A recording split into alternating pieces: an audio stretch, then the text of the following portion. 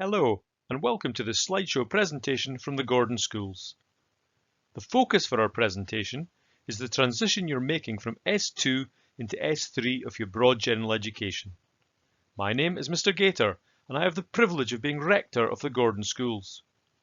The presentation will be co-presented by my deputy colleagues from the senior leadership team, Mr. Dixon, Ms. Rayside, and Mr. Johnston. Mr. Dixon will be speaking to you about our school attainment in recent years, curriculum structures, and explaining the processes involved in making and submitting your decisions when you personalise your own curriculum. Ms. Rayside will also be speaking about the curriculum, as well as the role and of course the structures offered by the SQA, and also North East Scotland College links and the options these give you in planning your future pathways. During the presentation, Mr. Johnson tells you about the supports available throughout this process for both pupils and families. I do understand that pupils' focus will largely be on those subject areas they want to pursue next session. While this is of course important, we also want you to consider what your future pathway might be in years to come. Are you aiming for employment, an apprenticeship, a college course, a university place? Please do begin to think about the longer term as you make your decisions now. You can change things at the end of S3 and beyond, but it's good to have a plan now and some ideas for the future as a starting point. On screen, you can see the aims for our presentation.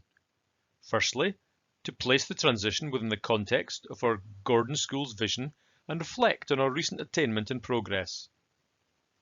Next, to give an outline of the curriculum for excellence and confirm the rationale behind our transitions in the broad general education, S1 to S3.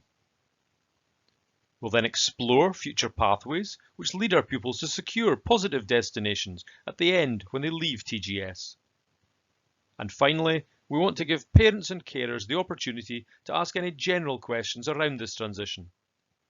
Normally we'd do this through a curriculum evening or in person with you, but unfortunately due to current health restrictions that's not possible. So the final slide will give you the options and opportunities of how you can contact the Gordon Schools. Thanks and enjoy. Our vision for the Gordon Schools is together, growing, succeeding. And it's what we aspire to for all our pupils throughout their time at the Gordon Schools.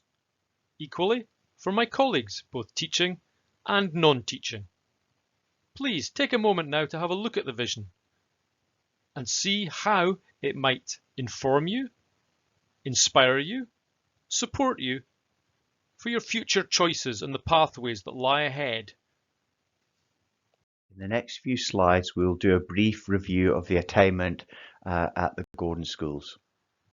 One of the key measures that schools are measured against is the number of pupils achieving grades A to D in their S4 year at school. As you can see from the data presented to you, generally the trend is positive.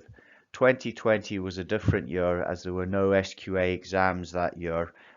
Teachers had to submit evidence to the SQA, but you will see that the grades are still very good for that year as well. In this slide, you can see another measure for TGS attainment. This is the number of S5 pupils attaining 3 or more higher grades.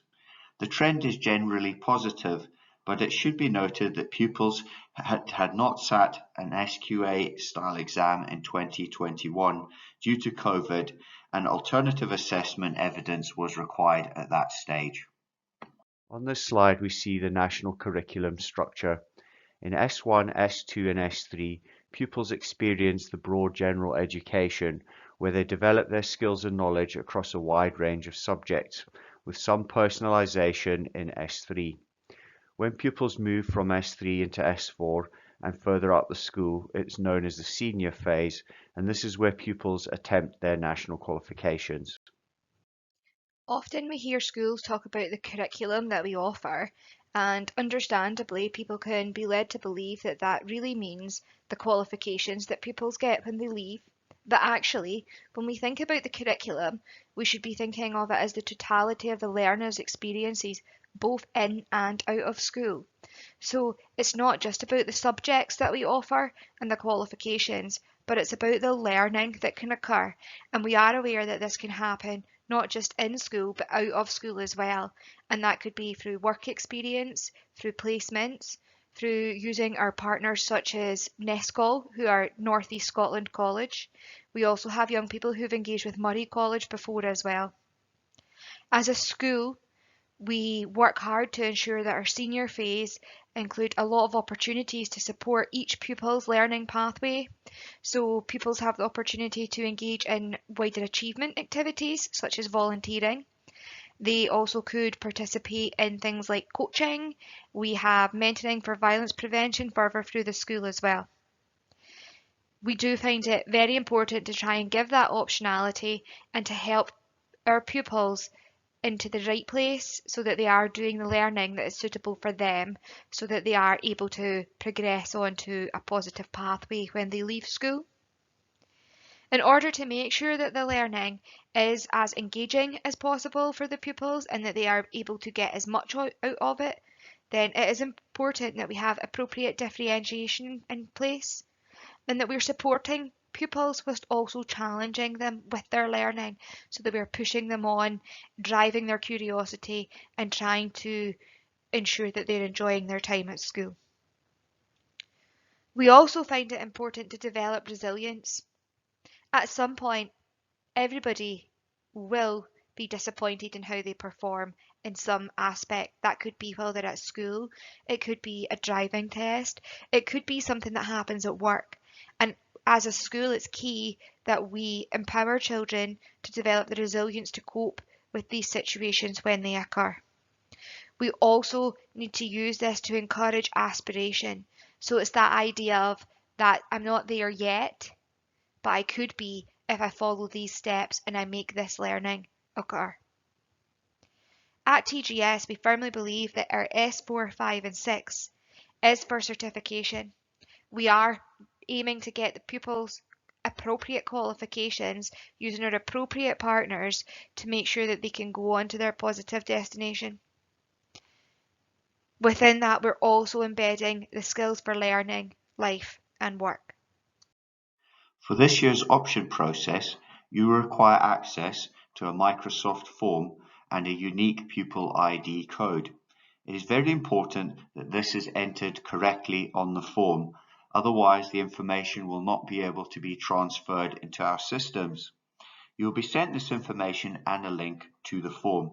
You can also access the form from our website. Whatever choices your young person makes, it is always important to remember that the key ingredients for achieving success in their curriculum remain the same. Firstly, and most importantly, supporting young people to achieve must always be a team sport. It is only through those close collaborations and communications between parents and carers, pupils, teachers and support colleagues, and of course our wider community, that we can build the ingredients for success. Learning conversations with our young people are key to this. It is only when young people know where they are in their learning and what their next steps need to be that they can reach their potential. You need to know where your goalposts are before you can score a goal. It is also important to stress the importance of hard work, attendance, developing the ability to focus and work towards a goal, and to experience the satisfaction of achieving that are so important as skills, both for school and for later life. Finally, it is important that we support our young people to develop resilience. Sometimes things don't go as planned, sometimes we make mistakes, but the learning and strategies we gain from setbacks can often be the most important.